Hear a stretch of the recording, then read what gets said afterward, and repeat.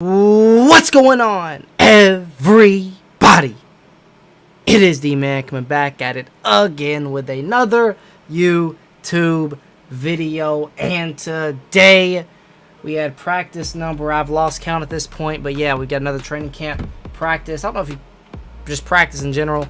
2 preseason games under the belt, so we've seen how players have been playing in those 2 games and who has played well, who hasn't, who has shocked some of us, who is underplayed. We've seen that, and we will continue to see what happens this week against the Chicago Bears. That game will be at home, our first home game of the entire year. So let me know if you guys are going to head to that one. I know I'm not, but I'm planning on going to the opener against the Cardinals, so I might let y'all know. I don't know, but let's go ahead and check this out. Starting off with some big news here. Massive news. And guys, you can go back to my video when we made the video when we picked up Ficken. Sam Ficken is freaking kicking. I'm telling you, that 58-yarder did it for him. Did it for the front office. Hands down, we were like, Ficken's our guy. As we see here, Titans waive 3 players. Kicker, Tucker McCann, Paul Adams, and Ross Reynolds. Obviously, the big one there is Tucker McCann, because Tucker McCann was projected to be our starting kicker going into this year until we picked up Sam Ficken. Sam freaking Ficken, dude. I love it. And he has played great. Sam Ficken has. Tucker McCann has played really good, too. Tucker McCann has put up very solid, a great camp. But Sam Ficken has just outplayed him, in my opinion. Better percentage in camp, better percentage in game, I think. And then also, Ficken nailed a 58-yarder that would have been good from like 65. So Ficken has proven to us that he can be the guy that can go out and knock down a field goal when we need it. So I'm glad we got that situation handled. Knock on wood, though, he might start choking here, but I think Sam Ficken is really good. You can go back to the video when I made the video about us picking up Sam Ficken. I thought that was one of the best moves in the entire offseason. That might be a little overstated, but with like Julio Jones and Bud Dupree. But I'm telling you, that will be one of the more underrated looks throughout this year, because having a good kicker is very important in this well, ever in the NFL. It's always been important to have a good kicker, because he scores, he leads your team in points. So always been important to have a good kicker, and I'm glad we finally got that situation handled there. Let's move on. Lots of Titans back on the field today. A.J. Brown, Marcus Johnson, Jeff Swain, Nate Davis, Ben Jones, and Nico Autry, Kendall Lamb among them. No Julio again, so again, like I said, I don't mind that at all. We see Derrick Henry getting some work in today. Good to see Derrick Henry. Always good to see Derrick Henry here. He is at at press conference. Shane Bowen as well, who's got a lot of pressure on him, but I think he's gonna be a-okay. Especially how the defense has played this first couple of games. We got to get a lot of credit to Shane Bowen and them. We haven't given up a touchdown all preseason, I think. I know we didn't give up one last night, or not last night, but on Saturday. But I can't. Maybe we did give up a touchdown that first game against the Falcons. I don't recall it though. But I know we haven't given up more than a touchdown. So y'all let me know if I'm correct on that. I don't think we've given up a touchdown. A lot of credit to Shane Bowen though. Jeff Swain back at it. Titans camp. He was listed as a starter. Don't think that'll hold up, but great. Just a great player on the team. Jeff Swain's going to do the dirty work. He's probably going to be in there a lot of run plays. In situations like that, you'll see, obviously Anthony Ferguson, who I think will be the starter this year. He'll have some opportunity. He's got to definitely improve run blocking. Anthony Ferguson does, because if he wants to see the field a lot and help this offense out, that will be a very important key for this offense to get even better than what it already is Anthony Ferguson improving his run blocking, because we've seen he's a great pass catcher. He can do everything else except for run block. And that's going to be a big situation there because, we want to, run the ball. That's going to be a hole there.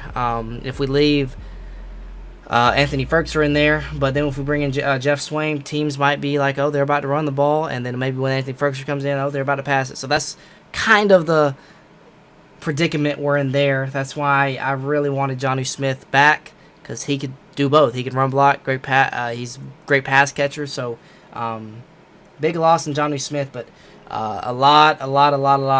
I wouldn't say pressure on Anthony Ferguson because it's going to open up in the pass game, but a lot of pressure on him run blocking wise. That's we're watching a video of Jeff Swain, and I'm talking about Anthony Ferguson. But Jeff Swain, great run blocker. He can get the job done pass catching as well.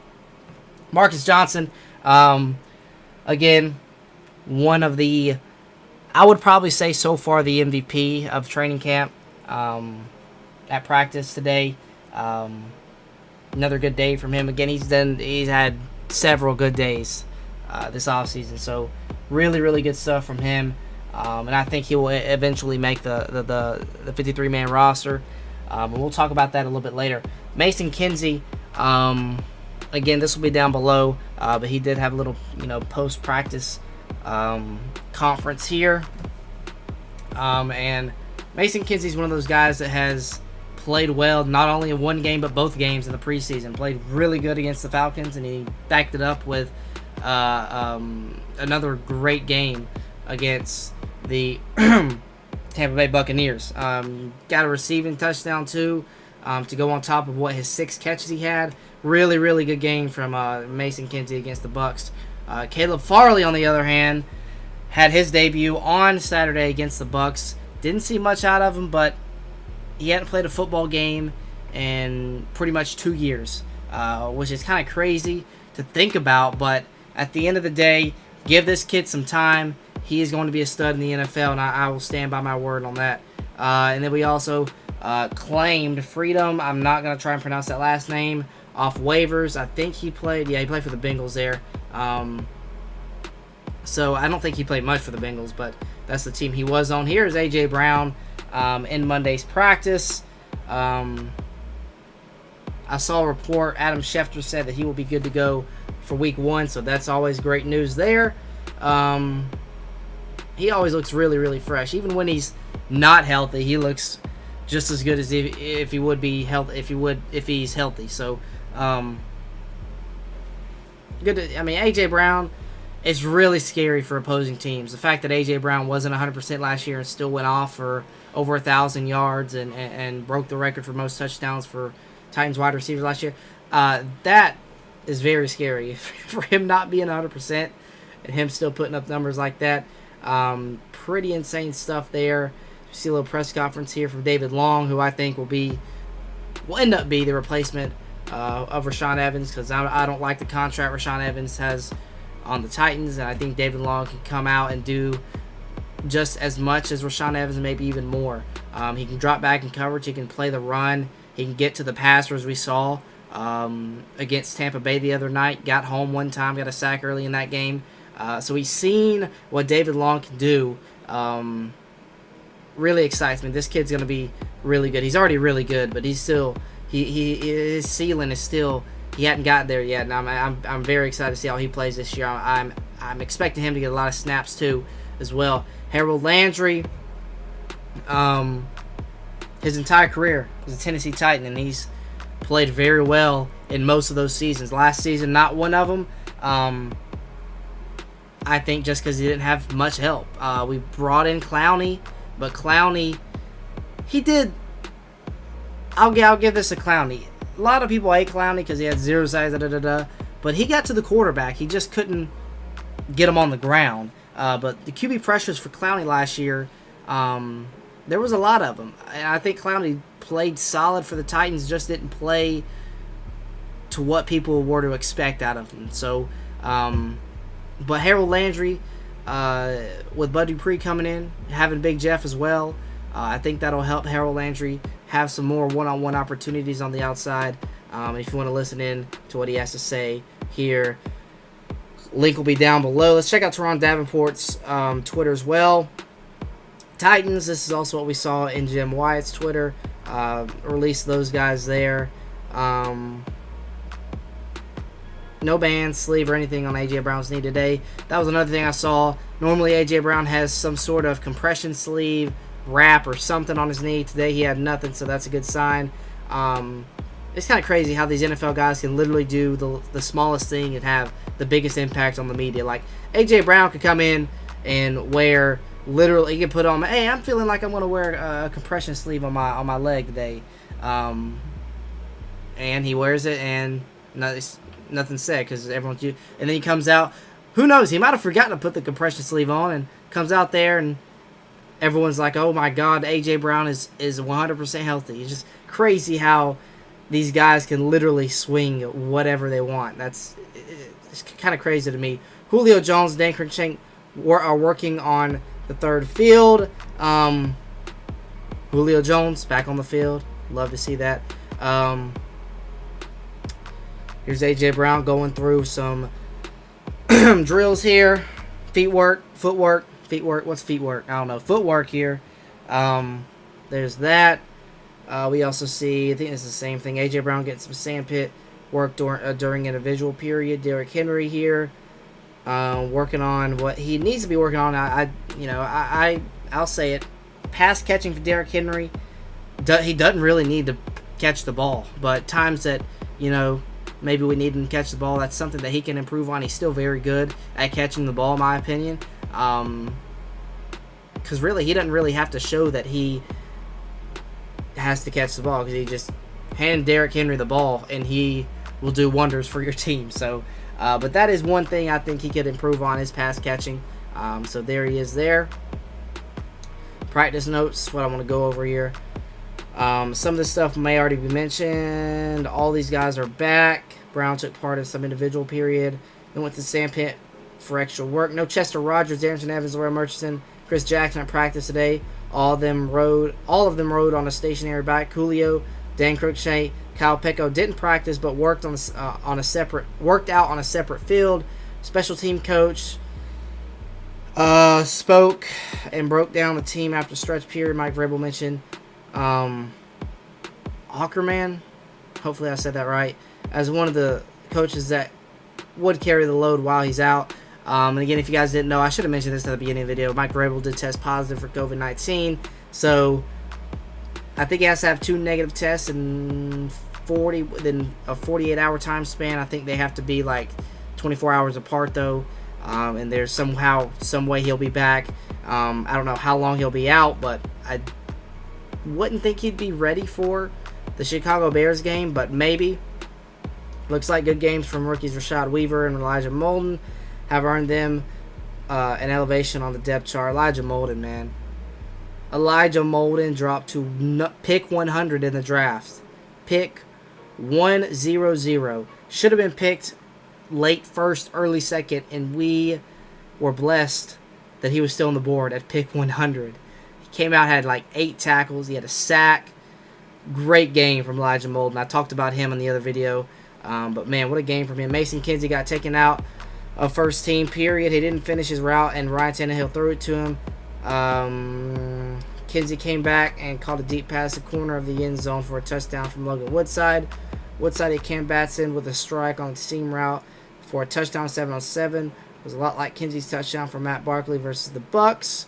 If you guys can recall that. Matt Barkley did hit Desmos Patrick on a touchdown in the corner of the end zone. Barkley went back to him on a short route, but Caleb Farley got his hands and knocked it down. So it's good to see Caleb Farley making some plays today. What do y'all think about Desmos Patrick? Is he going to make the roster? You would think he'd make the roster with us having to trade up for him, giving up picks to trade up for him, and him not performing well. I just think he almost has to make the roster, but I can pick 8, 9 wide receivers that, in my opinion, right now are better and more consistent than Desmos Patrick. But hey, he might or might not. Let me know what your guys' thoughts on that is. Henry got full speed team reps for the first time. Offense struggled at the start of the second team period. Guys couldn't get open. O-line couldn't open holes for the running back. For the running backs, Tannehill completed one pass, a short corner, short crosser to Tommy Hudson that Amani Hooker quickly closed on. Coaches alternated which reps were full speed, which ones were fast wore fast jog. Ben Jones was the center on full speed ones. Race McMath, who is another guy that's going to make the roster. Question mark there. Had a bad drop across the middle on a pass from Logan Woodside. It was a little high, but he still should have caught it. Big Jeff, Roger Saffold, almost got into it after a rep. Simmons fell to the ground, and his helmet came off. He went over the Saffold after he got up. I won't lie. I said to myself, let them fight. Simmons and Saffold were jawing the whole team, period. That's big dudes talking big dude talk. So I probably wouldn't get in the middle of that if I was anyone out there, but it's what you like to see. It's football. It's football, man. Dylan Radins had a false start on one of his reps during the last play of the game situational period. Not good. Dylan Radins hadn't shown me anything either. Tannehill hit back-to-back touchdowns, one to Mason Kinsey across the middle, and another to Race McMath in the corner of the end zone. Again, good stuff there. And we see Harold Landry once again. Caleb Farley says he's filled with joy and emotion when he got back on the field and play. Got to play on Saturday, focused, building his body back up, regaining some of the quick twitch ability he had before. It's going to be something that's going to be tough to get back, but eventually it'll be back for Caleb Farley. I 100% think Caleb Farley will be a very, very good NFL player. Derrick Henry on being on the NFL's top 100 list, and more specifically, he'll be in the top 10. But this is what he had to say. It's always great having respect from your peers. There are a lot of great players in this league. For my name to be on that list is an honor. Not only top 100, he'll be in the top 10 among the Titans. I think A.J. Brown came in at 60-something. Tannehill came in at 70-something, I think. And Big Jeff was in there somewhere too. I think 80, 70, 80, somewhere in there. I know Julio came in at number 29. And I think that's it. I don't remember seeing anyone else, but we know for a fact Derrick Henry will be in the top 10. And I don't think any other Titans will be in the top 10 other than Derrick Henry. Move on here. Shane Bowen advised to Mike Vrabel on dealing with COVID. Get your rest, take your meds.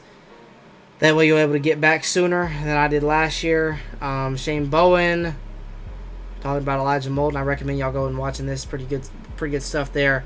Elijah Molden, man, I can't talk about him enough. Appears to have improved on third down.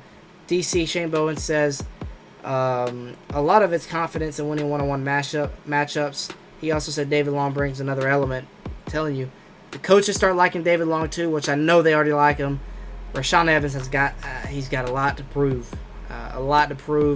We already saw that earlier in the vid, I should say, and yeah, that's gonna do it. So yeah, I don't have any notes from today, but maybe something has popped up here that I might want to cover. I mean, the big news of the day, I'll tell you, is Tucker McCann gone. Sam Ficken is going to be kicking for the Tennessee Titans this year, and that's going to be a saying you'll hear a lot, so get used to it. Ficken is going to be kicking for the Titans. So, think that's going to do it. Comment down below anything you'd like. I'll gladly respond to anything. But yeah, that being said, that is going to do it for the video. Hopefully you guys did enjoy. Until next time, I'll see y'all.